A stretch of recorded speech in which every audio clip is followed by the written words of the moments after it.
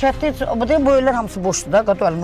O dərədə bax, yaşıllıq göçməni bax, onlar hamısı öydə, elli köçüb çıxıb gedib. İndi kimin pulu var, redk adam gəlir burada, özü için bir yuva qayırır, ancaq olmayan mən kimi bu deyir, bax, bu mən divarlarım, bax, belə kasıb yaşayıram. Bax, belə kasıb yaşamışım. Bildim, bura sizin evdə. Hə, mən burada yaşayıram. Deməli sizin Bu onda mənim atamın evidir. qonşularınız var idi burada, Var keçib idi, gediblər. yoxdur. Hə, yoxdur, köçüb gediblər. O sizə necə təsir edir qonşularınızın buradan keçməyi? O tənhalıq, nətər, qonşu olar, adam biri-birinə gedər, münasibət olar. Tək yaşayan adam nətər olar, tənha olar da. Tənha yaşayır. O sizə çox pis təsir eləyir. Pis də eləməsə, yəni çıxırsan, kimisə görsün, o ilə iki söhbət eləsin, ürəyin boşalır. Uşaqlar məktəbdən gəlir, görürsən, şəllənirsən, 2 uşaq var burada, cəmiyyət var, çıxırsan 2 kəlmə danışdın. Olmasa yox. Əvvəl amma insanlar çox idi da burada. O vaxtda qədimdə bu qədər fərri olmublar da, savadlı olmublar. Hamısı besavad olub, bu yana qaçan olmub. Elə hamı bir məkanda dayanıb, hamı biri-birinə qonşuluq eləyib. Ancaq indi eləyən yox. İndi yoxdur, hamı köçüb gedib. Bax da, bu evlər hamısı boşdur. Köçüb böyük şəhərlərə gedirlər. Hara gediblərsə, indi gediblər də. Kimin harada günü xoş keçirsə, bax ora gedir. Şəhər axı. Bico kəndini ona görə belə yaxından tanıyıram ki, bizim musiqili komediya teatrında çalışan Nadir Xasiyev və onun evladları təbii ki, Bico kəndindən olduğuna görə mən bu kəndlə bağlı belə məlumatlıyam. Çünki onun evladları Bico kəndindən bağlı bir qrup yaradıblar. Nadir Xasiyevin evladları. Bu qadının təbii ki, çıxışını hər biriniz izlədiniz, yana-yana danışır. Həm qəzəblidir, həm kimlidir, həm biraz yumşaq danışır. Təbii ki, hamı gedib. Kənddə qalan yoxdur. Kəndi sevmir insanlar. Hamı paytaxtda yaşamaq istəyir. Hamı Bakılı olmaq istəyir.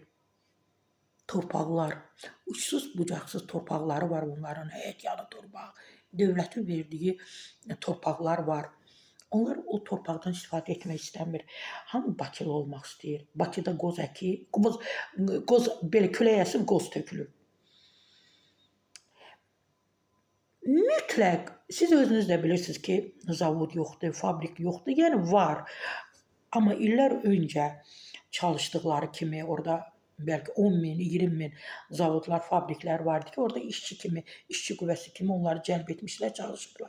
Təbii ki, indi bu dəqiqə hal-hazırda mini zavodlar, fabriklər, sexlər yaradılıb. Amma kənddə də iş var. Niyə görə deyirsiniz iş yoxdur? Niyə görə deyirsiniz iş yoxdur?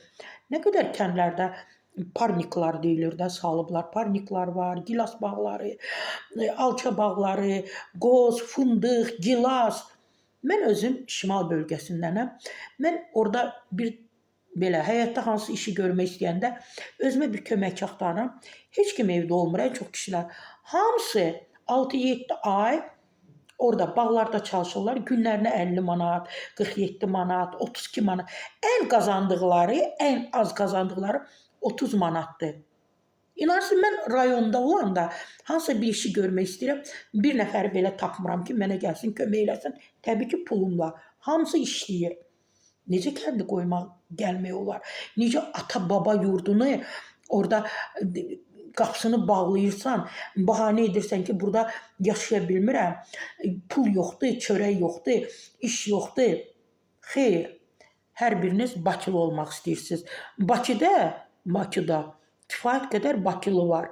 Gedin siz özünüz, hər birimiz doğulduğumuz yerlə fəxr edək, özümüzü təqdim edək. Gəlib Bakıda oturub kimlənsə görüşəndə deməyək ki, mən Bakılıyam. Türkiyədə bir çox verilişlər var da, orada nə qədər Azərbaycanlı o verilişlərə qatılıb. İstəyir sosial proqramlara, istər evlənmə proqramlarına. Hələ mən bir rayon adı eşitməmişəm. Hardan gəlmişsən? Bakıdan. Bakılıyam. Kətçi deyir, dırnağında 8 cür rəng var. Amma deyir Bakılıyam. Kəndinizi sevin. Doğulduğunuz kəndi sevin.